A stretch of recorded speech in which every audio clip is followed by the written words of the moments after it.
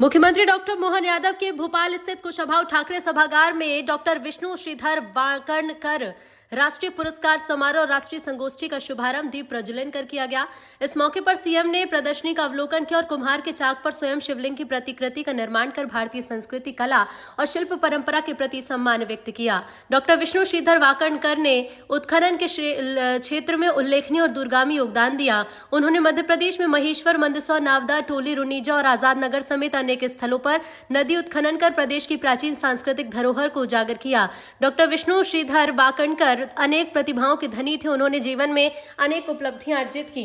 संगीत, मूर्तिकला, चित्रकला, पुरातत्व समेत विविध क्षेत्रों में उनका विशिष्ट योगदान रहा। विशेष रूप से फॉरेस्ट और मानव इतिहास के अध्ययन क्षेत्र में उनका कार्य सदैव स्मरणीय रहेगा। सच में आज का ये दिन अद्भुत है, जब 30,000 साल पुराने और यूं तो लाखों साल पुराने ऐसे उत्खनन के इस बड़े क्षेत्र में उन्होंने जो काम करके दिखाया। वाकणकर जी ने महेश्वर, मंदसौर, नावदा, टोली, इंद्रगढ़, मनोटी, आवरा, कायथा, आजाद नगर, इंदौर, दंगवाड़ा, रुनीजा ऐसे कई जगह उत्खनन और अध्ययन का कार्य किया है।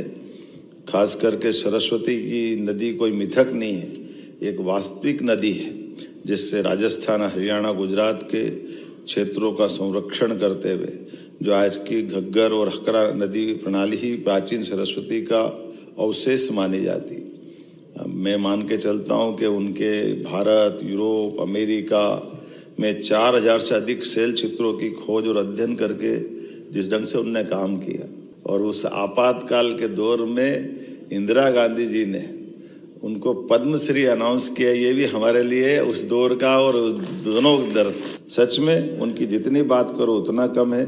इसीलिए हमारी सरकार ने उनके सम्मान में जहाँ भीमबेटका है, ये रातापानी अभयारण्य डॉक्टर विष्णु श्रीधर वाकणकर के नाम पे करने का निर्णय किया है। हमें इस बात का आनंद है।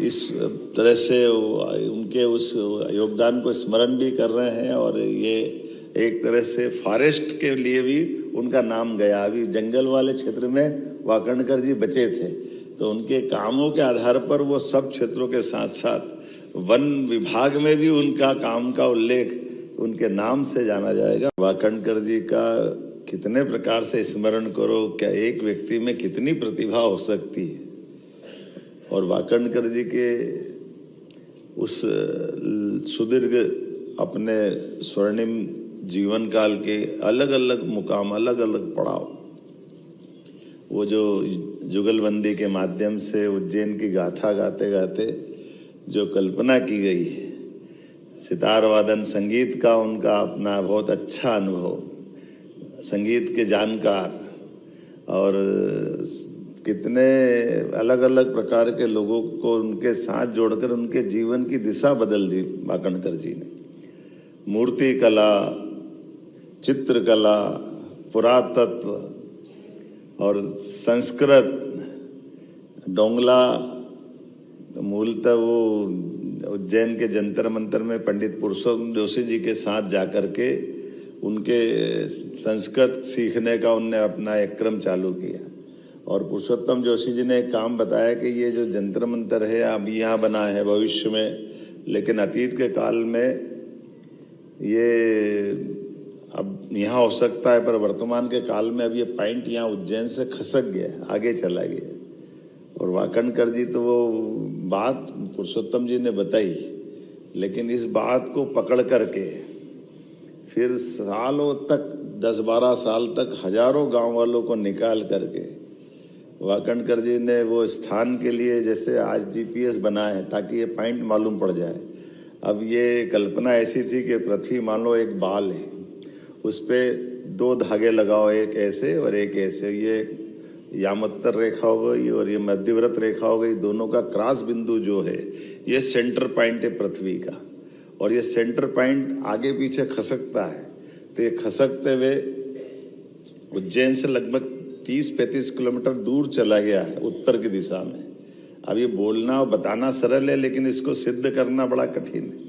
और 21 जून 22 दिसंबर को सबको गांव के अंदाज से काम करा रहे हैं, तो 1, 2, 3, 4 ऐसे नहीं, कम से कम 2500 गांव में लोगों को, हजारों लोगों को दिन में 12 बजे सब अपनी अपनी कागज पे लेकर के सूर्य कब अपनी कक्षा एक तरह से मध्य में ला रहा है, वो निशान बना बना करके लोग कागज पे हजारों कागज इकट्ठे हो जाते थे और वो हजारों कागज लेकर के फिर अपने पास आते, फिर महीनों उसमें ढूंढते कि वो शुद्ध कहाँ है, शुद्ध कहाँ है।